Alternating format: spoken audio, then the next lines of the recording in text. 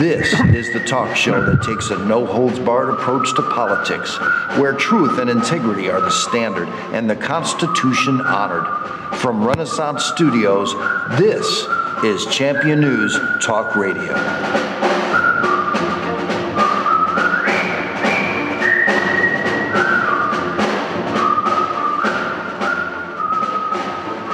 Good morning and welcome to another great edition of Champion News Talk Radio. We are brought to you by championnews.net, and we are your choice for the conservative voice. This is Carol Parisi. Today, our founder, Jack Roser, and myself have a very special guest, the author of the Illinois Pension Scam book, Mr. Bill Zettler. And you can get this book on championnews.net. Good morning, Jack. Good morning, Mr. Zettler. Good morning. Good morning. How's everybody doing today? Well, I'm very happy to have Bill here, the author of this wonderful book. You know, we've been publishing the statistics at Champion News for about, something over 15 years about the salaries of all the teachers and administrators in the whole state of Illinois. Bill came along, unbeknownst to me, and started writing us letters based on the data that we'd published. And that went on for a few years, and finally he's on staff now, and has been for quite some time. And so not too far back, I said, Bill, all of those letters that you wrote on different facets of the pension problem, could you put that in a book? And Bill did. And I wrote the foreword for the book, because I know a little bit about this problem, but he really knows. And so it's a pension scam. And there's 301 pages here.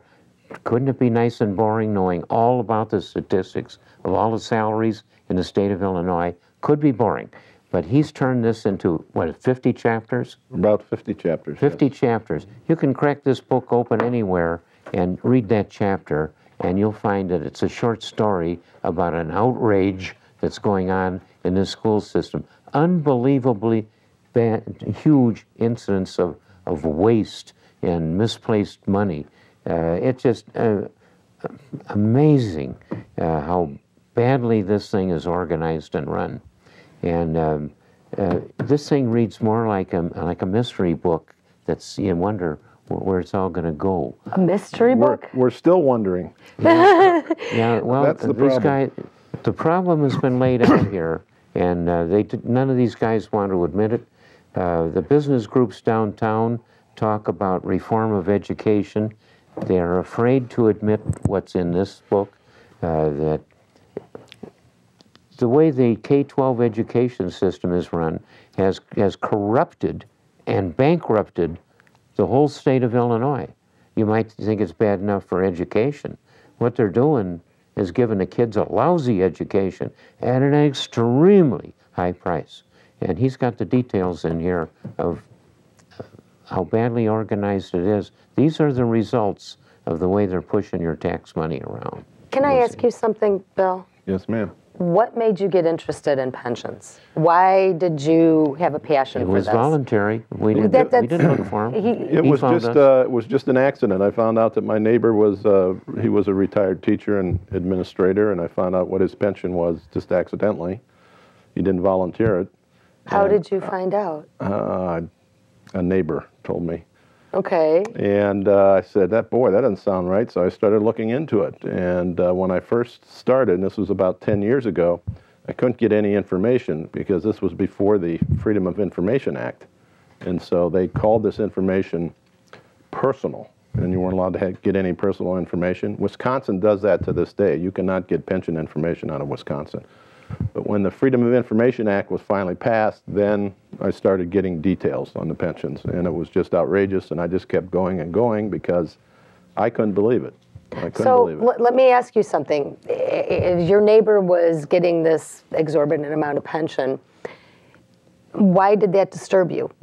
I mean, why was that even your business? It disturbed me because I had no idea that those kind of pensions were being handed out to public employees. You're talking about 5-6 times what Social Security is. Who would think that ordinary administrators would be different? But get pensions of $200,000 a year? As a private citizen, why is that your business? because it's really my money, isn't it? And it's your money, and it's Jack's, more Jack's money than our money, but still a lot of money for all of us. And they want more money. They always want more money. And the property taxes in Lake County are out where I live, are just outrageous. You are in Lake County? Yeah, okay. I'm in Lake County. And the property taxes on my house are $1,000 a month, and it's a $300,000 house, so it's not like a mansion. So 4% of the value of my house every year goes to property taxes, and most of that, as everybody knows, goes to the schools. And the schools are not performing like they should because we don't have world-class learners like they purport we do. What it is that what is brought out in this, and we're going to really in the coming year to 2 years, we're going to explain to everybody just why we have such a tragic mess that has bankrupted the whole state of Illinois, both in money and morals, finances. But we want teachers to be paid well. Is that agreed? We want teachers to be paid fairly. We want of course. We want our teachers to enjoy their jobs and want to, do what they do best and love the children. But this is really not about the children as the teachers have always portrayed it. This is just about the money. The money controls what people do going to work and all. And what this thing really clearly shows you, when you look at these figures and how they got to be this way, is that this huge industry of educating our children, which involves about 130,000 workers, teachers, in the K-12 system.